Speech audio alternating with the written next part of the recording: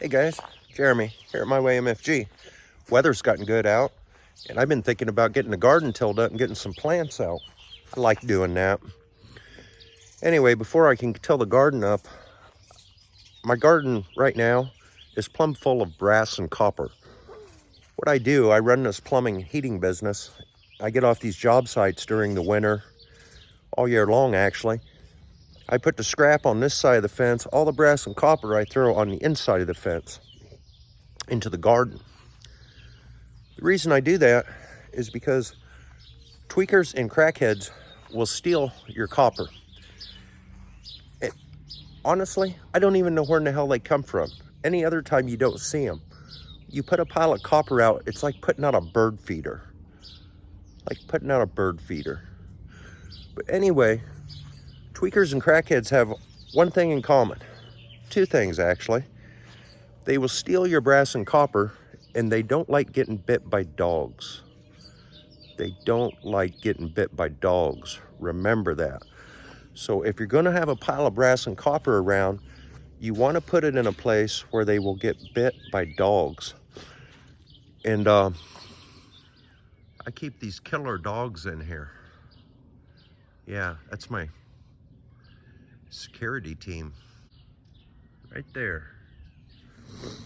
I know what you're thinking. You're thinking, Jeremy, what about Charlie Sheen? Charlie Sheen's a crackhead. He wouldn't steal my brass and copper. Yeah, Charlie Sheen would steal your brass and copper. And here's what they do. They will pull up at about 3 o'clock in the morning while you're asleep. They'll be driving something like a 1990 Cavalier, for instance. It'll have a rusty trunk, bald tires. You wake up in the morning, your copper will be gone.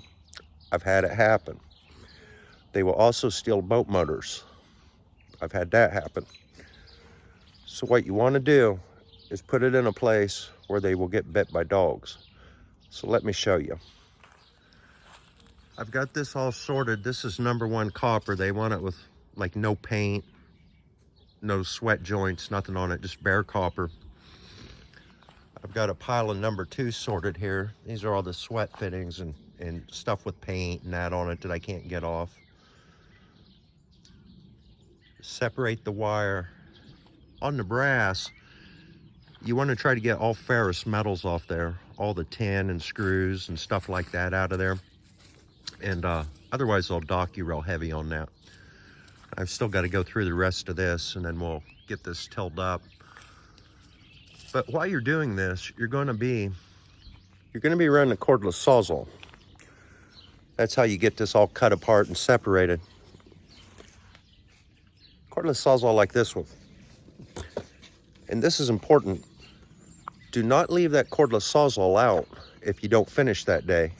Put it inside, bring it back out again the next morning. Because if the crackheads and tweakers show up and they get their hands on the cordless sawzall, then they will take the catalytic converter off of your truck. If the battery stays up long enough, they will also cut them off all your cars and the neighbor's car. And this is important too. Right now, they all think these sawzalls are disposable. Do not let them find out what a charger is, because then they will get every catalytic converter in town. So don't let them find out what chargers do. And anyway, don't get me wrong. In general, I have nothing against crackheads and tweakers. I find them entertaining. They do silly little things that make you smile.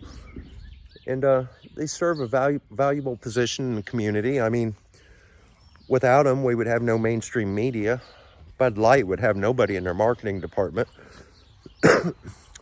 So, you know, they serve a purpose. But just don't let them get into your brass and copper piles. You do that with big dogs. Anyway, Jeremy, I'm going to try to get this cleaned up and tilled today. And we'll catch you on the next one later, guys.